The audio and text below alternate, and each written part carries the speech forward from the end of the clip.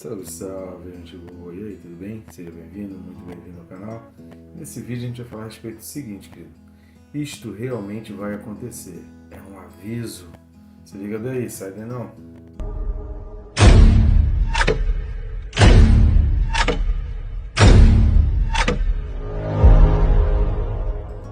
Mas antes, não deixe de se inscrever no canal, né? Nos ajude aí na sua inscrição. Aproveita e toque no sininho. E aí nós ajudamos você. O sininho serve para te disciplinar, para você não perder nada, já que é uma sequência, versículo a versículo. Assim você não perde a sequência. Ajude-nos também curtindo, comentando, compartilhando, para que a gente consiga alcançar mais pessoas. Isso nos ajuda a ter uma amplitude maior.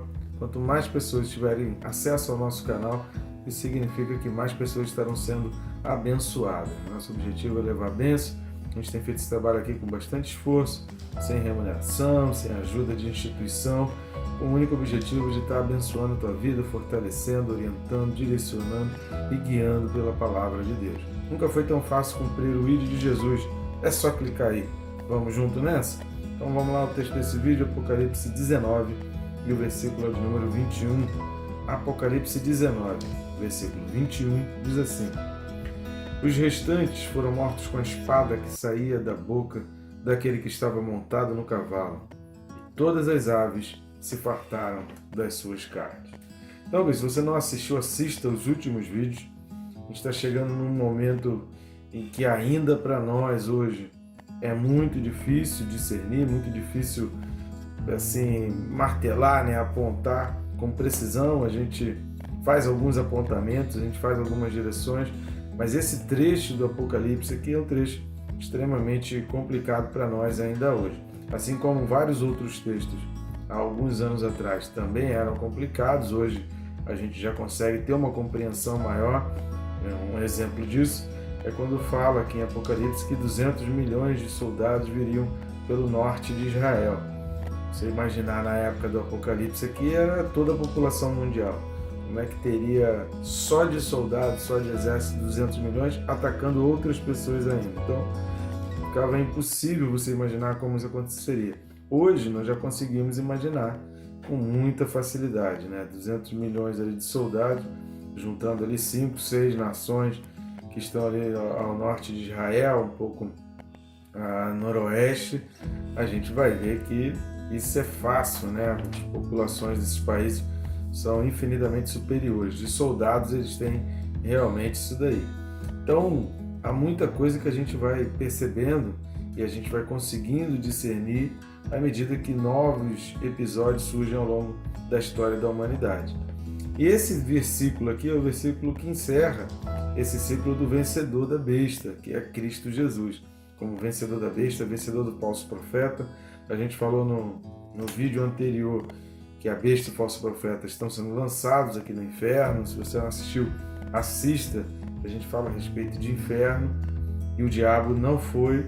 E aqui o versículo 21 está falando dos restantes. Os restantes, tirando a besta e o falso profeta, não é o restante da população, mas o restante desse exército, o restante desses reis que se juntaram à besta, que estavam predominando sobre a terra. Então esses restantes aqui não está se referindo a toda a população da terra, mas aos restantes dos reis, desses governantes, desses dirigentes aqui. Então vamos lá, 3 pontos rapidamente para a gente destacar. Esse vídeo vai ser, espero, né? ser curto aí para a gente apenas fechar essa questão dessa vitória de Jesus Cristo sobre a besta e o falso profeta. A primeira coisa com relação à espada. Repare que os restantes foram mortos de que maneira? Com a espada que saía da boca. Sobre a espada que saía da boca, nós já falamos no versículo 15 e também falamos em Apocalipse 1, versículo 16. Então é importante assistir os 2 vídeos porque vão complementares, né? Não tem uma ou outra informação repetitiva, mas tem informações novas em um e no outro. Hebreus 4, versículo 12. Hebreus 4, 12 também vai nos dizer que a espada que saía da boca era a palavra de Deus.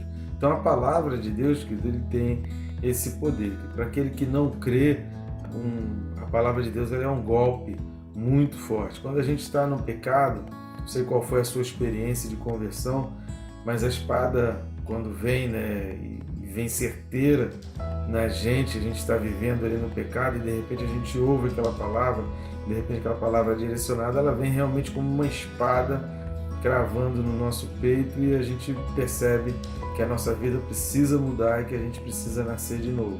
E que tudo aquilo que a gente viveu, aquela pessoa que viveu através de nós naquele passado, precisa morrer e renascer alguém completamente diferente. Então a espada tem esse poder no sentido espiritual, mas imagina para alguém que está muito envolvido, alguém que direcionou, alguém que torturou, que matou, que perseguiu os cristãos por causa dessa palavra e de repente ser atingido por essa palavra. Mas uma coisa que eu acho interessante a gente observar lá em Efésios, capítulo 6, versículo 17, Efésios 6, né, dentro de Efésios 6 tem a figura aí que Paulo traz para nós da armadura do Espírito, capacete da salvação, sandália do Evangelho. Então, se você não assistiu, assista, a gente tem aí vídeo referente a Efésios 6, vídeo referente à armadura de Deus. Só você pesquisar por armadura de Deus ou por Efésios 6, você vai achar vídeos relacionados aqui a esses versículos. Mas uma coisa que chama atenção, por isso que é importante a gente não estudar um versículo de maneira isolada, mas sempre dar uma olhada em relação a outro, é que dentro dessa armadura, a gente olhando aqui para Efésios 6, é uma armadura de guerra, tem o capacete, tem o escudo, tem, né, a couraça da justiça, tem o cinto para segurar ali a roupa, e Paulo vai falar no versículo 17, tomai também o capacete da salvação, indicando que a gente deve proteger a mente, e a espada do Espírito, que é a palavra de Deus. Então, quando a gente olha isso aqui, relacionados a Apocalipse 19, 21, a gente vai perceber que é muito mais do que uma arma de guerra nossa. Isso aqui traz para nós a mensagem de que a gente precisa confiar, porque essa arma de guerra ela é de Deus. Então, quando a gente lê Efésios 6,17, eu sei que o escudo é o escudo da fé, é o escudo da confiança, é o escudo que a gente precisa crer. Quando você crê e você tem fé em Deus, isso te protege, isso te guarda. Só que mais do que te proteger e guardar, a tua fé, acreditar em Deus, acreditar na palavra, estar protegido pela palavra. Leia o Salmo 91, né? O que é estar escondido no esconderijo do Altíssimo? É protegido pela palavra, pela fé. Então a tua fé te cerca, a tua fé te protege. Só que a gente vê no Antigo Testamento, em várias situações, que o povo de Israel clamou e ele não precisou levantar uma única espada. Deus foi lá, anjos foram lá. Isso aconteceu com Josafá, isso aconteceu no tempo de Ezequiel, e anjos foram lá e derrotaram todos os inimigos. Assim foi com Josafá, assim foi também no tempo de Ezequias, em que Deus envia anjos e anjos vão lá e destroem os inimigos. E teve uma ocasião, um episódio no Antigo Testamento, que os soldados se mataram uns aos outros, soldados inimigos de Israel se mataram uns aos outros. Então Israel não precisou levantar nenhuma espada, Israel não precisou fazer nenhum ataque, porque eles mesmos se mataram e os poucos que sobraram fugiram dali. Então a nossa confiança, ela não apenas nos protege, mas a gente entende que Deus, ele é poderoso para destruir, para aniquilar os nossos inimigos. Então aqui no versículo 21 do capítulo 19 de Apocalipse, vai mostrar isso. Se você tinha alguma dúvida com relação aos seus inimigos, aquilo que te persegue, opressões do diabo na tua vida, pode acreditar, pode crer, porque além disso te proteger, você vai entender que aqui está falando que os nossos inimigos serão todos derrotados e que a espada que está na boca de Deus, ela é poderosa e ela vai derrotar e vai destruir aqueles que dominam a terra. Se você é como eu, que fica inquieto, que fica se sentindo impotente diante de tantas iniquidades que a gente vê cometidas por juízes que detêm o poder, por políticos que detêm o poder, pessoas cometerem injustiças e perseguirem cidadãos honestos e perseguirem crentes, né? Uma pessoa com uma Bíblia na mão se torna um terrorista, quer dizer que usar a Bíblia e orar na frente de um estabelecimento, isso é ato de terrorismo. Então quando você vê um juiz, quando você vê políticos, ministros de Estado falarem que isso é ato de terrorismo, isso levanta na gente e mexe com a gente pela tamanha injustiça, e é exatamente a aplicação da iniquidade. Se você é assim como eu, a gente precisa descansar em Deus e crer que a espada é do Espírito. A espada está na boca do nosso Senhor Jesus Cristo. E um dia, querido, ela vai destruir todos os nossos inimigos. Segundo ponto que a gente vai perceber aqui é que a espada saía da boca daquele que estava montado no cavalo. Repare que ele não precisou descer do cavalo. Repare que ele não precisou partir para a batalha. Tamanho o seu poder. Então, quando a gente percebe, a gente lê todo o capítulo 18 de Apocalipse, tem os vídeos aí, você vê que os reis, que os poderosos da terra estavam cheios de poder. Aqui a gente está falando de pessoas cheias de tecnologia, cheias de inteligências artificiais, cheios de domínio sobre diversas coisas aqui na terra, se achando realmente o máximo. Mas Jesus não precisou nem descer do cavalo, tamanho é o seu poder. Então o poder de Jesus, ele é incomparável. É nesse Deus que a gente crê, é nesse Jesus que a gente crê. A vontade dele não é de atacar nenhum ser humano, mas aqui a gente está num contexto onde cristãos foram perseguidos, mortos, foram odiados, né? Sempre com aquele discurso de que quando o cristão fala a respeito da Bíblia é discurso de ódio, quando a gente fala a respeito da lei é discurso de ódio, dizer que casamento bíblico e o que vai entrar no céu é o casamento entre homem e mulher, o que passar disso vem do maligno.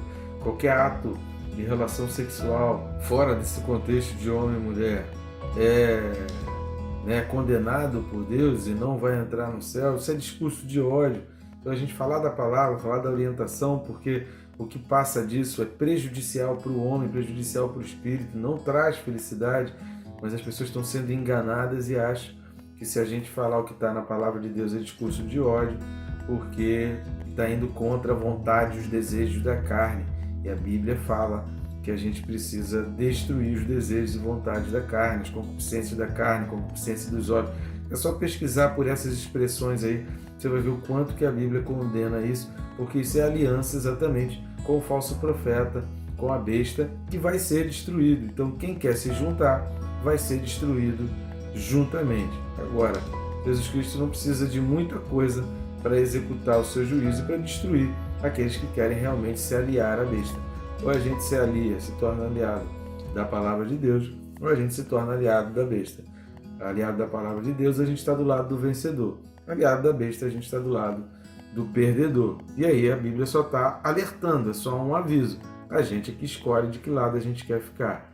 E a terceira coisa que a gente vai falar é que o versículo, né, e esse trecho sobre a vitória de Jesus Cristo, vencedor da besta e do falso profeta, termina dizendo, né, e todas as aves se fartaram das suas carnes. O que significa isso, querido? Significa que João está contemplando essa vitória. Significa que essa vitória ela é real, ela vai acontecer.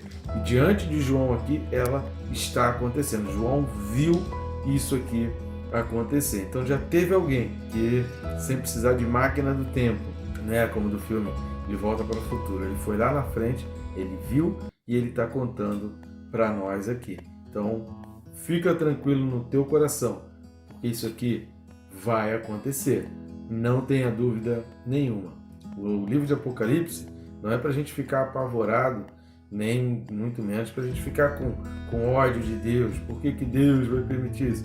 Deus está avisando, Deus avisa a gente que precisa tomar uma decisão, fazer uma nossa escolha. E às vezes é muito difícil tomar uma decisão contra a nossa própria vontade, contra os desejos da nossa carne. É por isso que Paulo vai falar que a nossa carne milita contra o Espírito. Pesquisa aí também na internet. A carne milita contra o Espírito, você vai ver Paulo falando sobre isso. E a vitória vem quando a gente vence a carne. Assista os vídeos também que a gente tem no canal sobre as obras da carne. Pesquisa aí obras da carne ou Gálatas 5, que você vai aprender muito a respeito disso. Importa, meus queridos, agradar a Deus, que é importante para nós. E é tempo da gente fazer a vontade de Deus. Amém, gente boa? Que Deus te abençoe, rica e abundantemente.